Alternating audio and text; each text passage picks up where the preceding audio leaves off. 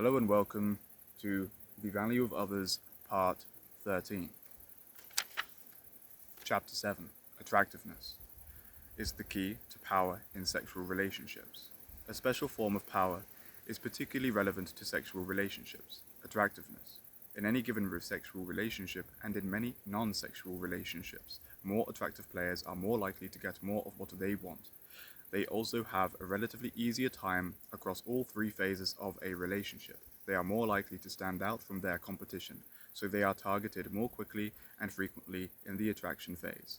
They can command more advantageous terms for themselves, so they fare better in the negotiation phase, and they are more likely to retain their relationships if they so desire, so they are more secure in the maintenance phase as well.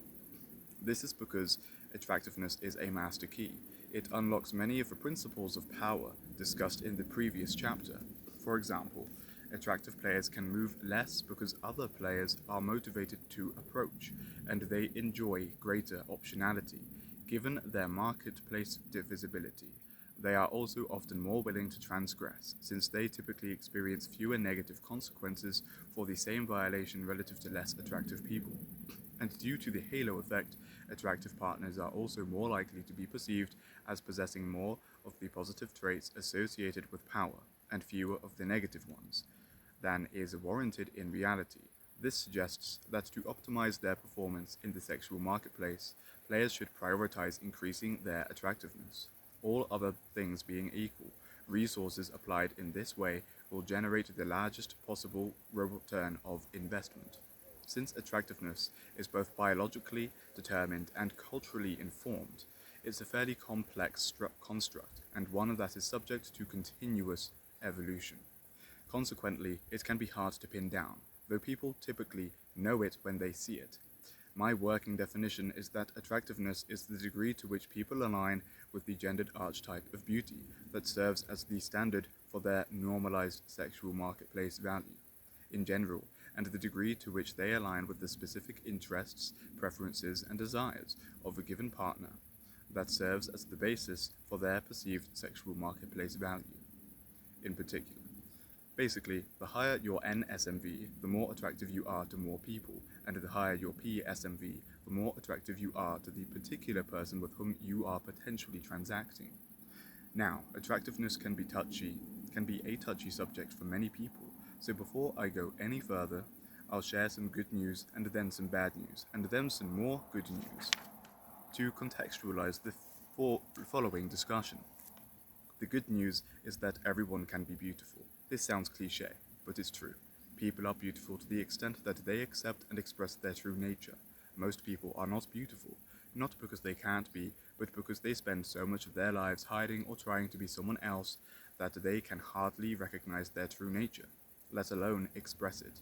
However, when people deeply know themselves, accept themselves, and express themselves, then beauty shines out of them like a subtle light, irrespective of their physical appearance. And since self-awareness often increases with time, people can become more beautiful as they age. The bad news is that not everyone can be attractive. In fact, at any given moment, most people will not accord with their respective gender's archetype of beauty. Attractiveness also tends to decrease as a function of time. Not quickly for women, more quickly for women, less quickly for men. So those fortunate enough to be attractive have a limited time window in which to enjoy the privileges of that condition. It's best to think of attractiveness as a season, like spring. It only exists for a short time relative to the rest of the year, and some springs are lovelier than others. Consequently, since attractive partners are more likely to secure better terms with more desirable partners, it stands to reason that all participants in the sexual marketplace should seek out what they want more aggressively while they are most attractive. Like trust, attractiveness is difficult to regain once it's gone. Fortunately, the second piece of good news is that attractiveness can always be increased. There are always actions men and women can take to bring themselves into greater alignment with their respective gender's archetypal standard of beauty, and there are always behaviors men and women can learn to improve their performances of masculinity and femininity, respectively. Like all ideals, these standards are infinitely receding. They can be approached but never attained, and like the acquisition of any other skill, moving in the direction of the ideal will be associated with diminishing returns of the investment of resources over time. While not everyone can be very attractive, everybody can be more attractive than they currently are. It is foolish to lament the attainment of an ultimate goal when more proximate goals remain unattempted. So, as long as returns exceed expenses, participants in the sexual marketplace should do what they can to increase their attractiveness. In discussing attraction, all people should understand three very important considerations regarding how this attribute of power operates within sexual relationships. I call these considerations the laws of attraction, and in this chapter I will examine each law in turn.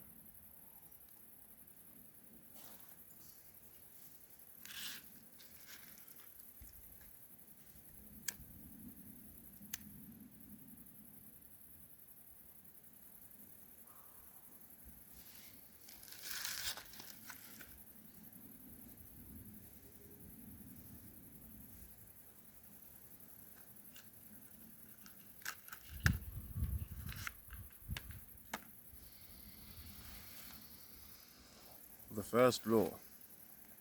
The first law is, appropriately enough, the fundamental law of attraction. It's simple. People want what they want, not what wants them. Many people struggle in the sexual marketplace precisely because they do not adequately appreciate this fundamental law. There are two reasons for this. In the first place, the behavioral impulse embedded in attraction is to approach the desired object. This is literally the meaning of the word attract. This is literally the meaning of attract, which is derived from Latin word attrahere, meaning to draw near. So the natural instinct is, in attraction, when it is undiluted by fear, is to move toward the attractive object, and this can easily transition into pursuit.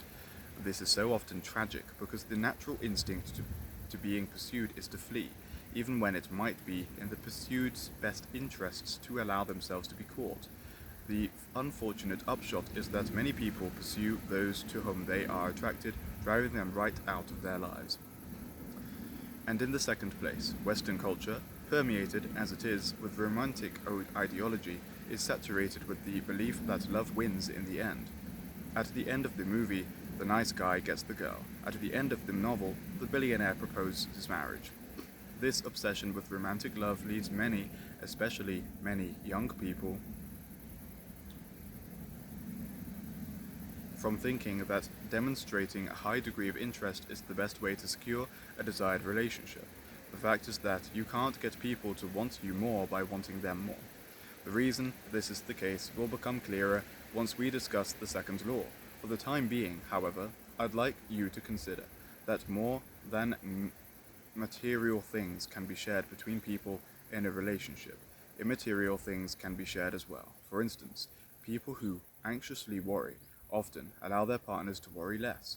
It's almost as though the former are doing the worrying for the entire relationship, making any anxiety on the part of the other, the latter, unnecessary. The same can hold true for attraction. People who are highly desirous often allow their partners to desire less. It's almost as though the former are doing the desiring for the entire relationship, making any desire on the part of the latter unnecessary. The upshot is that wanting more doesn't translate into being wanted more. In any likelihood, it will have the opposite effect. On the other hand, wanting someone less can generate greater interest, especially if the other party holds the wanter in positive regard. The reason this is the case will become clearer once we discuss the third law. However, the mechanism just described also applies in this scenario. It's as though a relationship is an organism unto itself, and like all organisms, it wants to maintain homeostasis. And if one partner starts to demonstrate diminished interest and desire, the other often works harder to make up for the decrease. The idea is to rekindle the other's flagging desire and prevent the termination of the relationship. Keep in mind this doesn't always work, and when it does, it typically only does so for a limited amount of time. In any case, if it's true that people want what they want, not what wants them, then the most effective pathway to being wanted should be clear.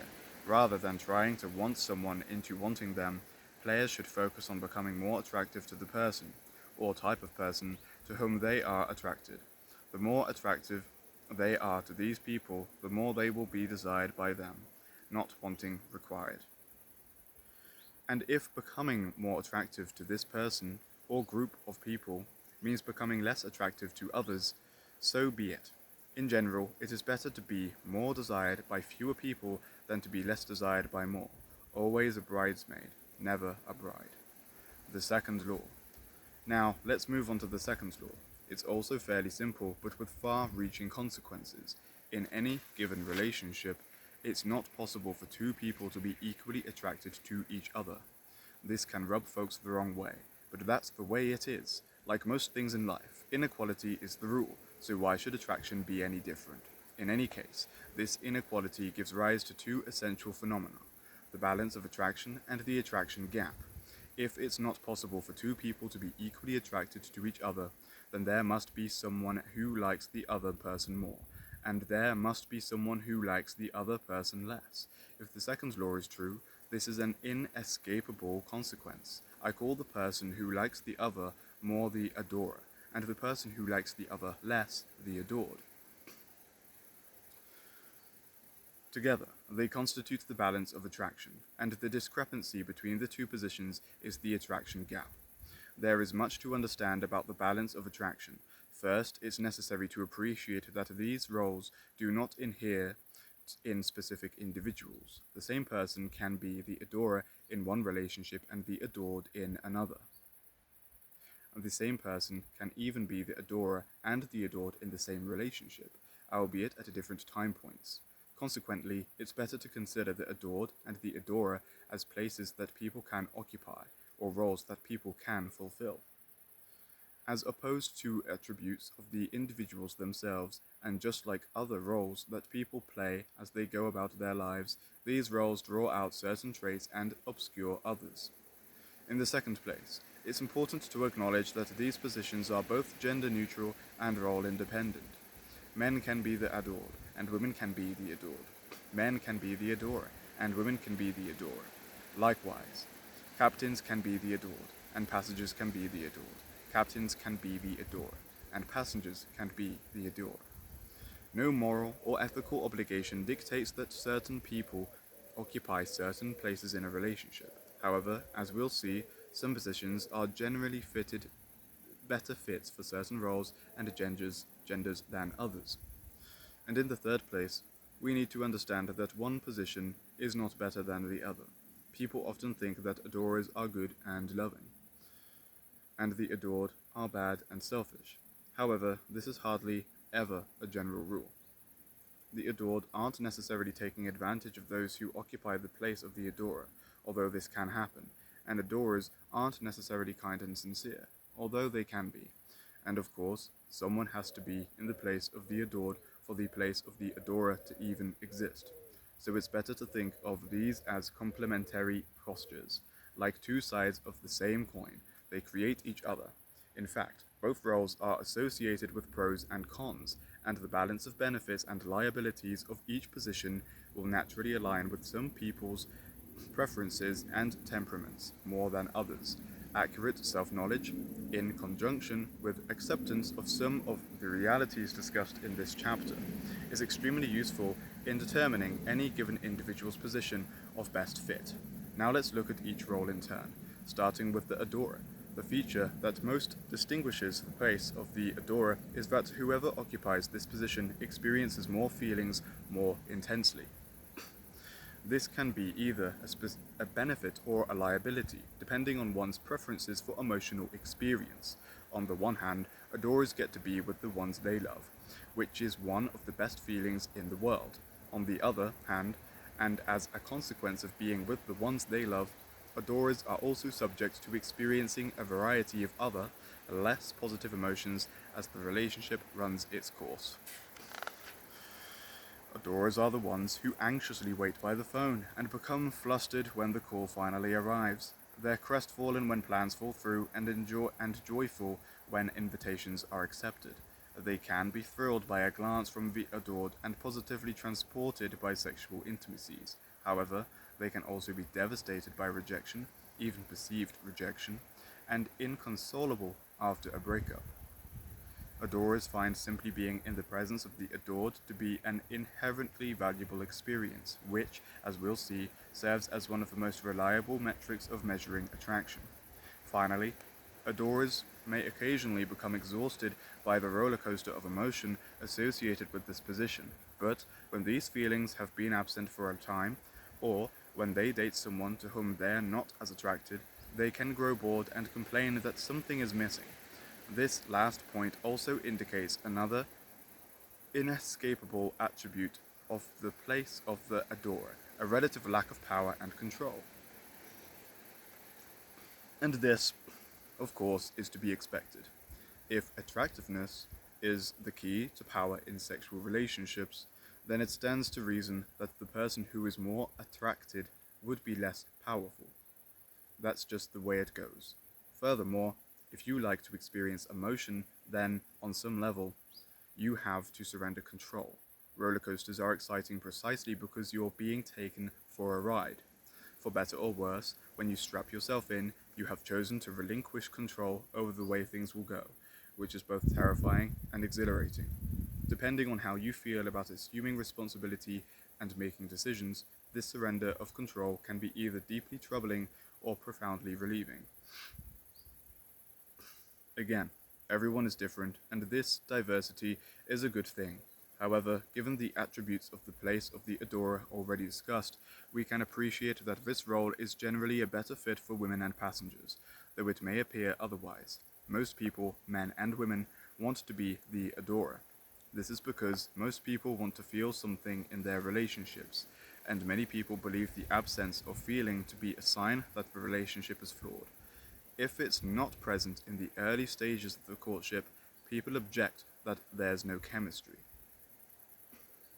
If the experience dwindles as the years go on, they protest that they don't feel the same way, or that they're not in love anymore.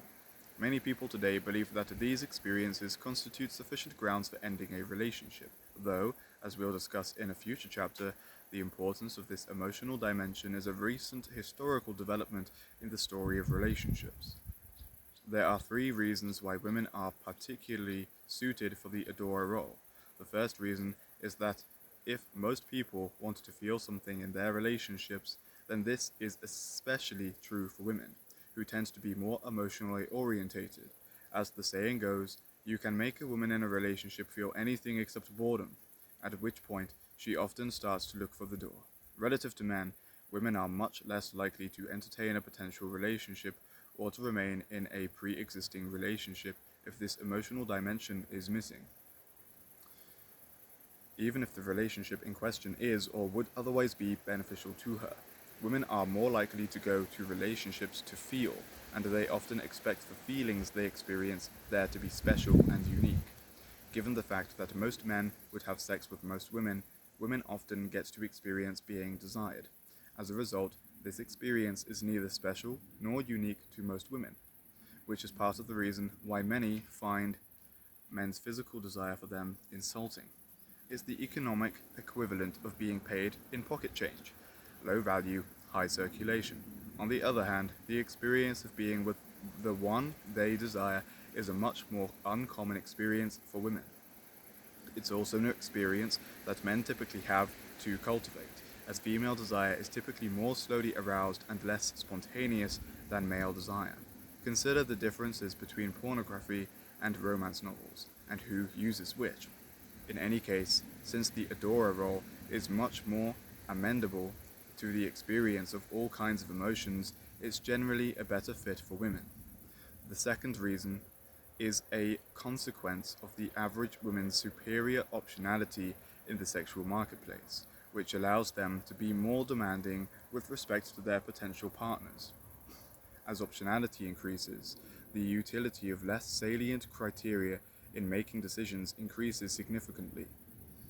If two cars have the exact same make, model, production date, feature package, ownership history, and price point, then you might decide which one to buy based on which color you like more. For many women, sexual selection is not a choice between a partner who can provide benefit and a partner who cannot. but a choice between a partner who can provide benefit, but for whom they feel less attraction, and a partner who can provide benefit and for whom they feel more attraction. As a result of women's optionality, benefit is a given, so this decision to enter into any given relationship will depend on other, potentially less important factors, and because of this, women are also more likely to leave a relationship if this feeling, which may have been the deciding factor for entering into the relationship to begin with, disappears. Men typically do not have this privilege. In general, women get to date who they like, and men get to date who will have them. This is true all the way through marriage. She said yes. Of course, men can also leave relationships when their feelings change, and those who do are typically men who have options. However, they are more likely to say and stay longer out of a sense However, they are more likely to stay and stay longer out of a sense of duty or obligation relative to women.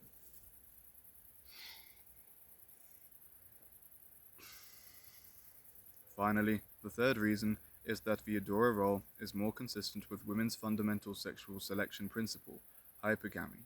Both literally and figuratively, women want men they can look up to. However, when a man adores a woman, he puts her on a pedestal. This may be flattering for the woman at first, especially if it comes after playing the adorer in a previous relationship, but it's generally not a sustainable dynamic.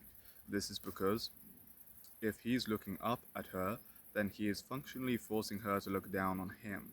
Among other things, a woman who looks down on a man will find it difficult to feel like she's with the one she loves. She cannot respect such a man, and if she can't respect him, she certainly cannot love him. As a result, relationships in which women are the adored are much more likely to be unstable, contentious, and discontented.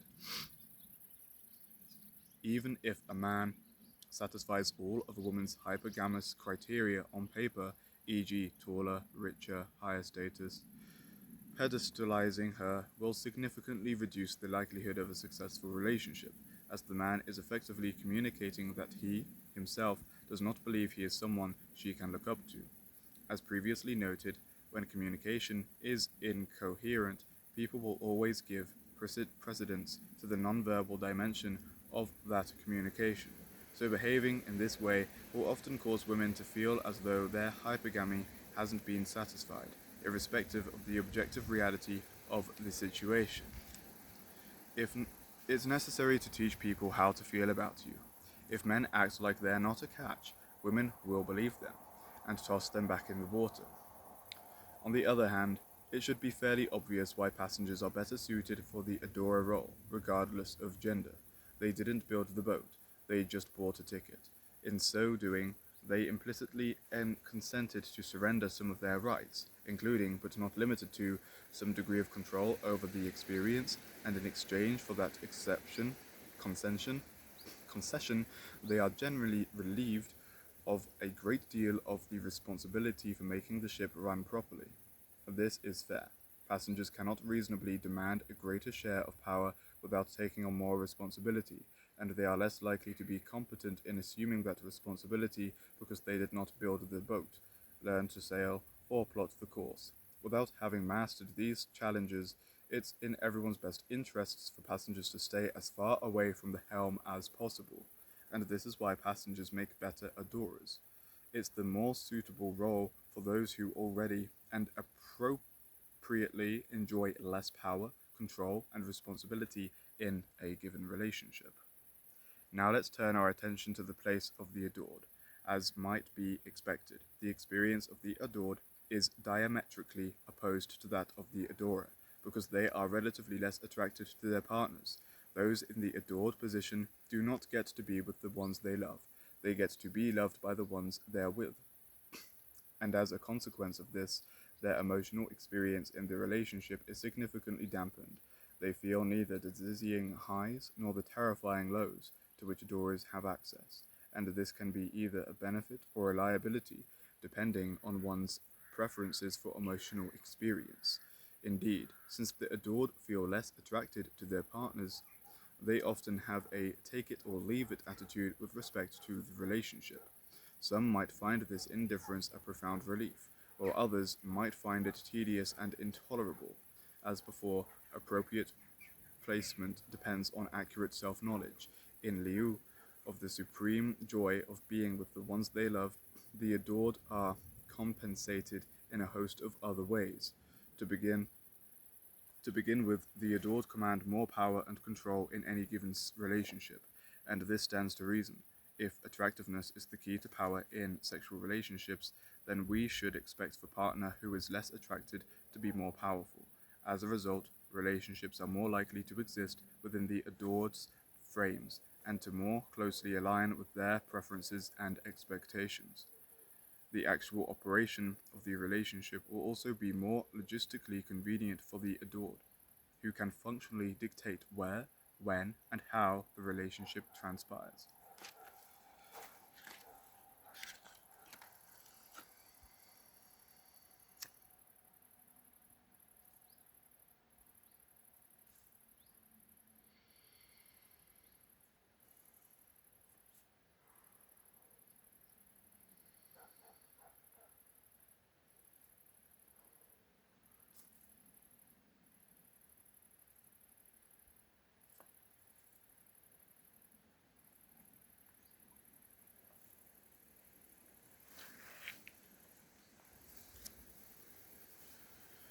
If this were the end of the story, nearly everyone would prefer to be the adored. However, wielding more power and control carries with it two significant liabilities.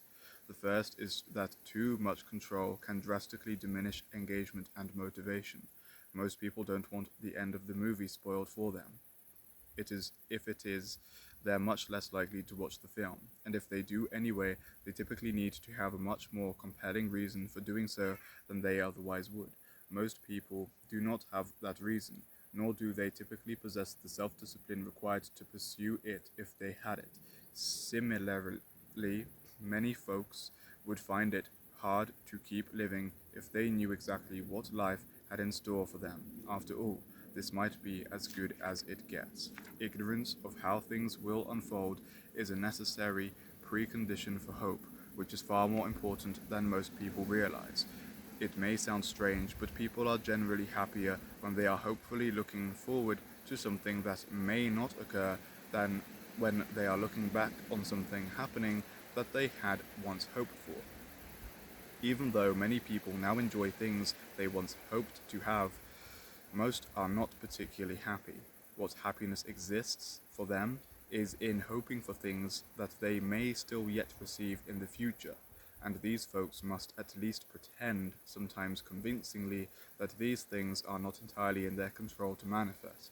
Otherwise, how could they explain why they don't already have them?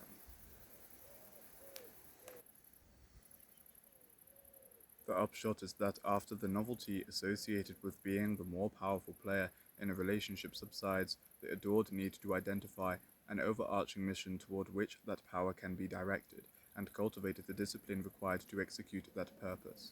If their lives aren't to go completely off the rails, if they don't, the adored will likely experience a kind of psychological implosion, which they may attempt to stave off with the heedless acquisition of even more power and control. Just consider what fame, which is the experience of being the adored on a grand scale, tends to do to people. The happiest people aren't typically the most powerful. Most would rather laugh at the punchline than have to write the jokes.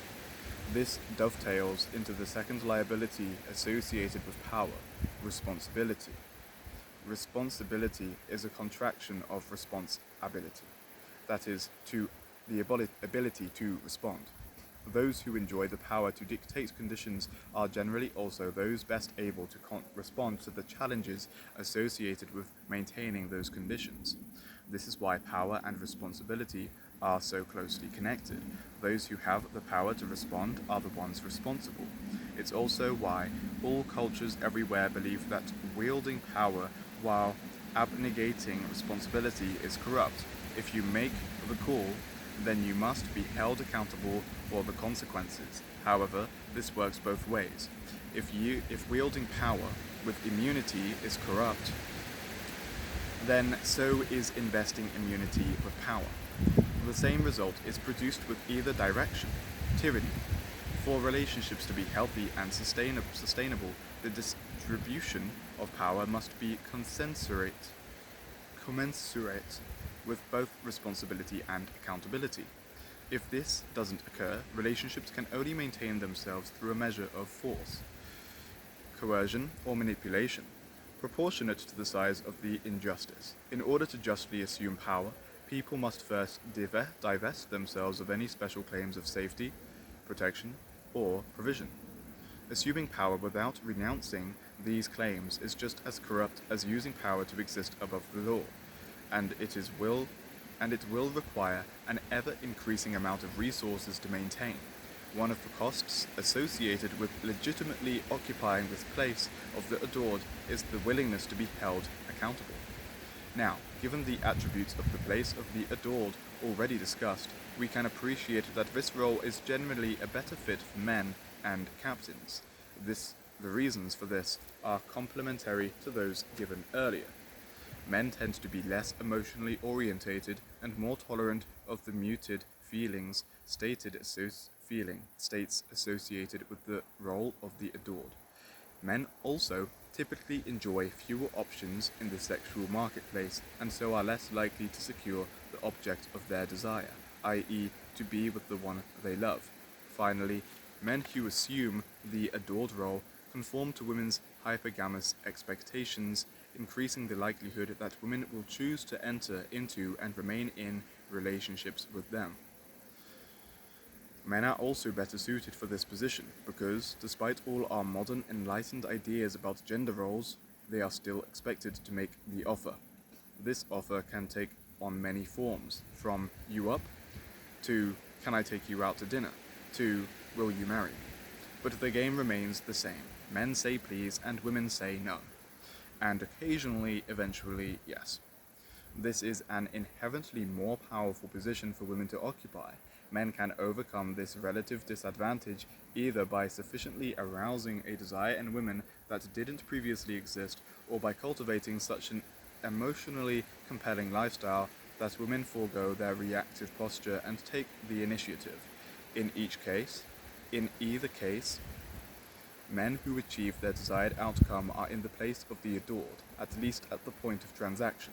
If men initiate the game, i.e., make the offer and occupy the place of the adorer, i.e., the less powerful position, they are unlikely to overcome their disadvantage.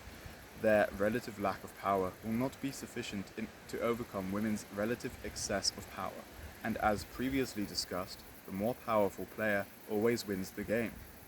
By the same token, captains are also better served in the place of the adored.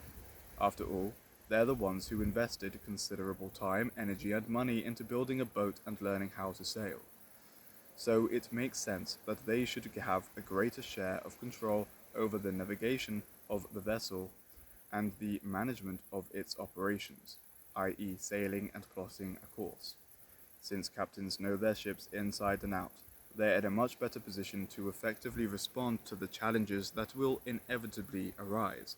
They are also generally expected to go down with the ship if disaster strikes. Therefore, since captains are willing to assume both greater responsibility and greater accountability, it is reasonable and legitimate that they should also possess the privilege of wielding more power. Anything less would be a corruption. Again, these are general observations. Some men will be better suited for the adorer role, and some women will be better suited to the adored. It's for each couple to figure out what works best for their particular relationship. However, I can also say that a great many of the issues that people are subject to encountering in their relationships are based on a failure to adequately appreciate the realities of the balance of attraction. For instance, they want power without accountability, or the feeling of being in love without giving up control. This is not possible. Each position in the balance of attraction has its benefits and liabilities. Trying to secure the benefits of both while attempting to avoid the liabilities of either is a fool's errand. That's because the price of power is responsibility. and the cost of being in love is control. Acceptance of these facts is a precondition to having successful, harmonious relationships. It's also generally not possible to enter into relationships, or at least relationships free of conflict and drama, with those who have the same role preference as you. Complementarily, Complementarity is the secret to sustainability. When two people with the same role preference try to have a relationship, each will typically try, consciously or otherwise, to maneuver the other into the unpreferred position, no matter how they duplicate. For example, in its extreme manifestation, two people who both prefer to be adorers will argue over who loves the other more. Both are vying for the privilege of getting what they want, which is to be with the one they love. However, for that to occur, each needs the other to love him or her less. It's ridiculous, but it's true. They can accomplish this by either outdoing the other in acts of devotion or, more commonly, outdoing the other in acts of or more commonly behaving in such a way that the other grows less interested.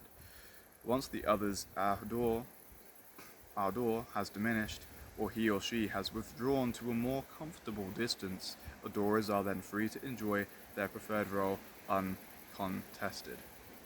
On the other hand, two people who both prefer to be adored will also find it difficult to traffic with each other.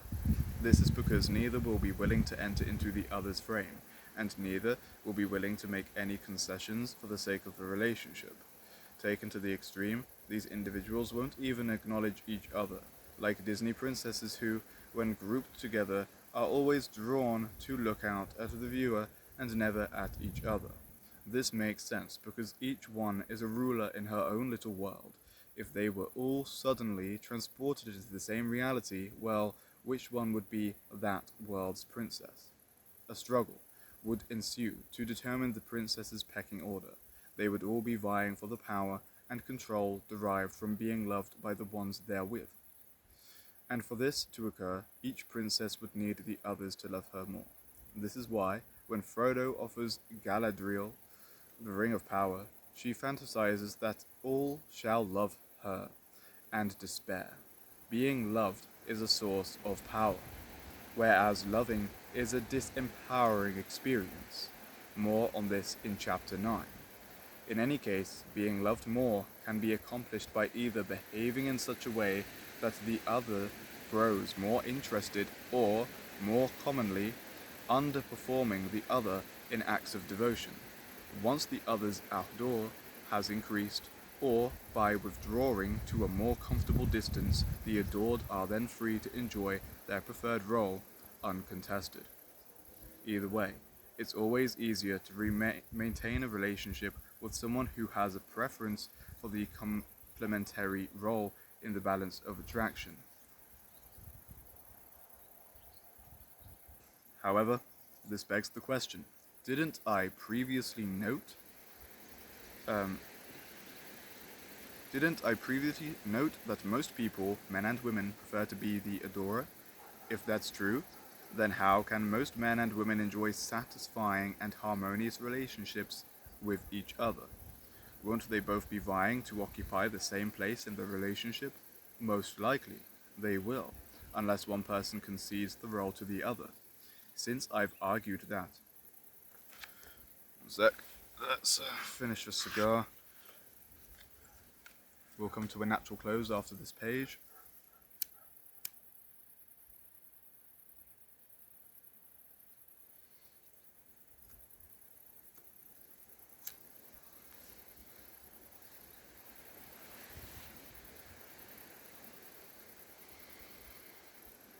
Since I've argued that, in general, men are better suited to occupy the place of the adored, complementary relationships are often only possible once men consent to make a voluntary sacrifice to surrender their claim to be adorers.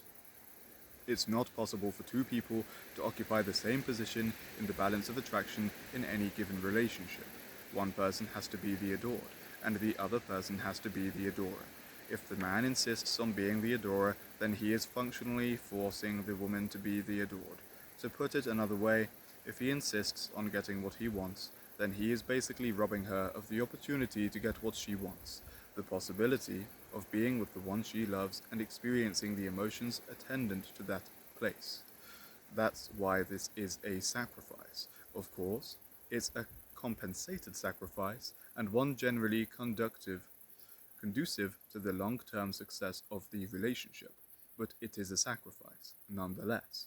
As we'll see, men are actually more romantic than women, so this concession can be painful for many men to make.